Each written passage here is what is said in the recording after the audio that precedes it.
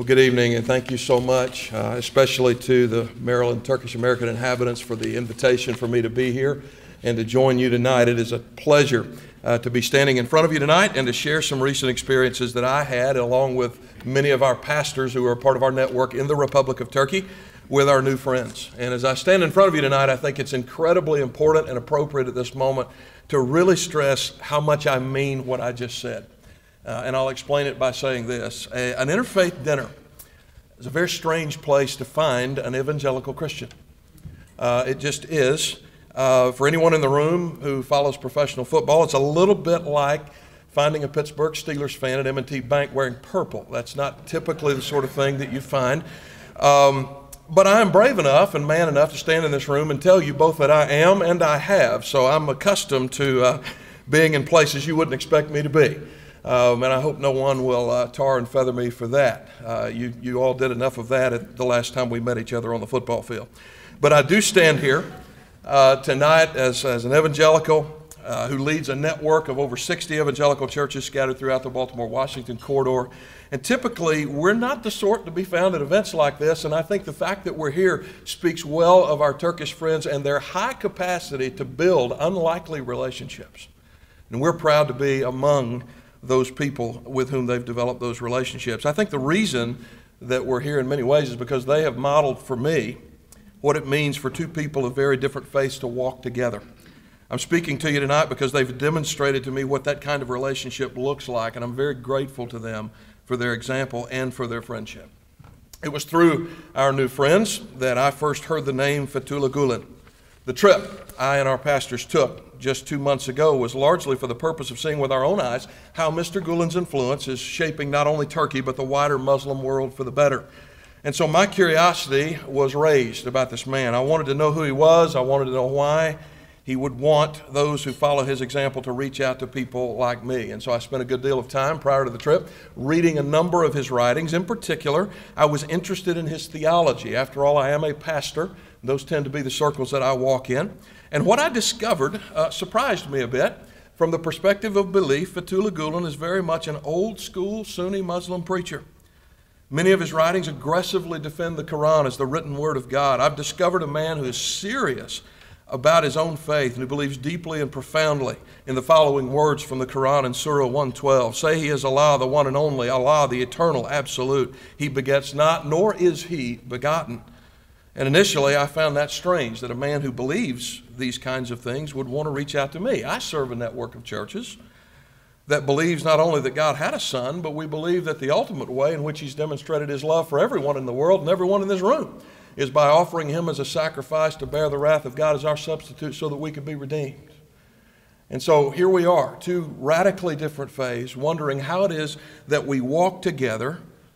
And as I continued to research this man, I discovered one who is anxious to reach out to people of other faiths regardless of those significant differences. And so I've developed a deep personal respect for this man that I have never met, but I've met enough of his followers to know that he's worthy of that respect. And I want to talk with you a little bit about that tonight. I love this quote from his book, Toward a Global Civilization of Love and Tolerance. He says this: with the blessings and beneficence of God, we are going to do our best to help this breeze of tolerance and dialogue to continue blowing. And among those who have answered Gulen's call to this vision are those who host us tonight, and they're people that I'm honored to call my friends. These friends recently hosted a group of our pastors for 9 days visiting their home country. And because of their hospitality, we were able to witness firsthand the good that is being done by our friends in this part of the world. We saw things transpiring in that part of the world that, I'll be honest with you, I've never read about in the Baltimore Sun or seen on CNN. Just never done it. Now, I understand that it takes bad news to sell papers and increase Nielsen ratings, but good things that we witnessed there stand in great contrast to how most of we in America view the so-called Muslim world. Among the great things we saw were Gulen-inspired institutions of higher learning. In Konya, the home of the 13th century philosopher Rumi, we visited Mevlana University, where students from all over the world come to study education, law, medicine, engineering, and business.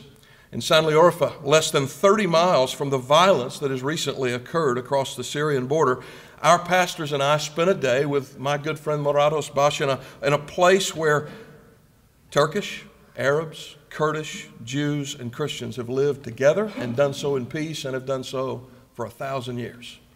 Yeah, these are the things you don't see on CNN. There was one young pharmacist named Ramazan who told me, he lives there, he's a part of this movement, and he said, I want to take what we've done in this city in San Leorfa, and I want to spread peace across the border and throughout this part of the world. I want my city to be the starting gate for peace. I love that guy's heart. And it's a heart that I'm hopeful will be shared by all of us. I'm hopeful for a world where all of us will share that heart. It was in Istanbul where our pastors were introduced to an organization called Kimse Yokmu. This is a nonprofit disaster relief organization that since its inception in 2002 has brought help and relief to more than 60 countries. And we were also introduced to the good people at the Journalists and Writers Foundation. This is an organization that provides 6 very distinct platforms for dialogue and the promotion of peace among adherents to the world's religions. Our friends taught us much while we were abroad together. And one of the most impressive things we learned about, I have to tell you, was their food. You'll notice in your program tonight, I'm not just an evangelical, I am a Baptist, and we take food very seriously. And theirs was amazing. I have never tasted better lamb in my life. In fact, ever since returning to the States, I've been on a seemingly endless search for Mirage, which, if you don't know, is a form of ice cream that has left me completely dissatisfied with everything my local grocery store offers. And then there's baklava. Wow. I ate that stuff over there, and it made me think our Turkish friends have stumbled onto the recipe for the manna that God provided to Moses and his followers in the Egyptian wilderness. It was exquisite. It was fantastic. Of course, the real benefit of a meal is the opportunity to get to know those with whom you're dining. My primary role, what I do in service to our network of churches, is essentially to be a mobilizer of those churches for intercultural work here in the Baltimore, Washington area and around the world. That means I've had the opportunity and the privilege to be in a company of people from every nation, tongue, and tribe, at least almost every nation, tongue, and tribe. But I can tell you this, after being in Turkey for 9 days, when it comes to hospitality and graciousness, my Turkish friends cannot be matched. You've experienced just a taste of that tonight. They can't be matched. By hosting us in their home country, they've given us an incredible gift and an experience that I think has changed all of us for the better. In fact, as I reflect on what we've learned, there's some lessons that my friends taught me on this trip that I just want to briefly share with you tonight. And the first lesson is this. We saw in Turkey a great example of the power of cross-generational effort. And by that I mean this. On the surface, this Gulen movement appears to be a young man's movement, but yet, even though there are many young people that have responded to his call to service, while in Turkey, we also observed older generations responding to that young passion for world change, doing so with financial support and other resources necessary to accomplish their goals. In fact, it was not uncommon for us to see this kind of cooperation carried out by 3 or 4 generations of Turkish people, all of whom were committed to these goals of peace and prosperity for their nation. The second thing we learned is that these are people who speak quickly, loudly, and boldly to the violent elements of their faith. And in doing so, I think they teach all of us to speak against the violent tendencies within our own spheres of influence.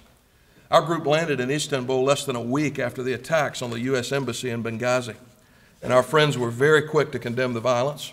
In fact, as we have discussed this and other issues, I've discovered that our friends here in the room genuinely abhor violence committed in the name of their faith. And it's their strong opposition to these elements that's challenged this Christian to examine my own responses to violence that sometimes, regrettably, is committed in the name of Jesus.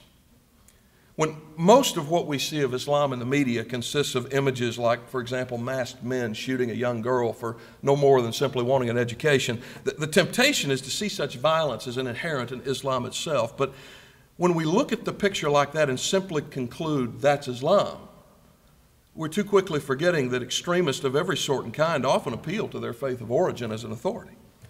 I am originally from the South. I have examples of such violence in my own family tree.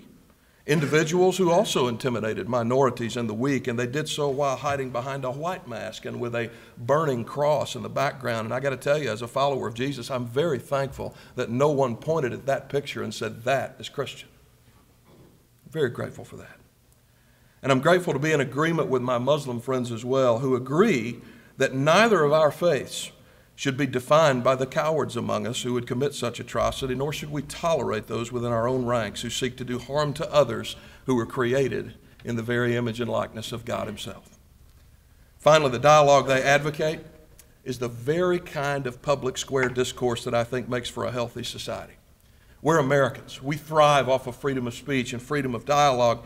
And in that, we rightly resist what evangelical social critic Oscar Guinness calls a sacred square, wherein our social standards and body of law are based on one specific religion. In a pluralistic and democratic society, the sacred square is impossible to maintain peacefully. But while we're wise to resist theocracy, as some of our more progressive pundits have called it, neither can we have what Guinness calls a naked square. Somehow in our quest for deference to each other, there are many places in the United States that have developed the idea that religious conviction isn't just personal, but it's private and is therefore not an appropriate subject of conversation. The problem with that assumption, though, is that faith touches the deepest and most meaningful part of who we are as human beings. I can tell you from a personal perspective that my relationship with Jesus Christ isn't limited to what I do on Sunday. It defines the totality of who I am. And so if I can't talk to you about my faith, you really will never get to know who I am. And similarly, if a person sincere in any faith isn't allowed to share that faith because of perceived cultural taboo, we'll never get to truly know and understand each other.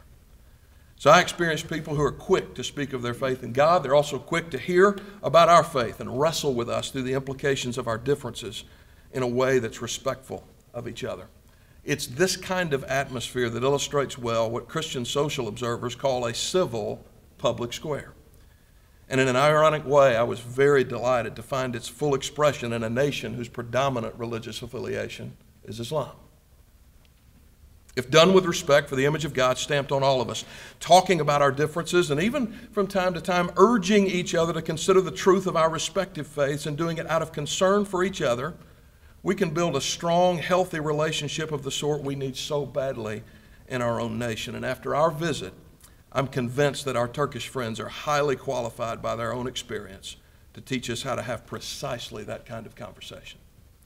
Our group learned much, and we look forward to engaging with our friends in further matters of common interest and to building the sort of genuine friendship that demonstrates our common humanity in powerful ways. And so if you are blessed as we were to be invited by these precious people to visit their country with them, by all means, accept the invitation, clear your calendar, and go. Go and learn and learn. And in doing so, be prepared for the world to open to you in ways you may not have thought possible. I want to thank sincerely my friends at Maryland Turkish American Inhabitants for allowing me to share those experiences tonight. And thank all of you for being here. Thanks.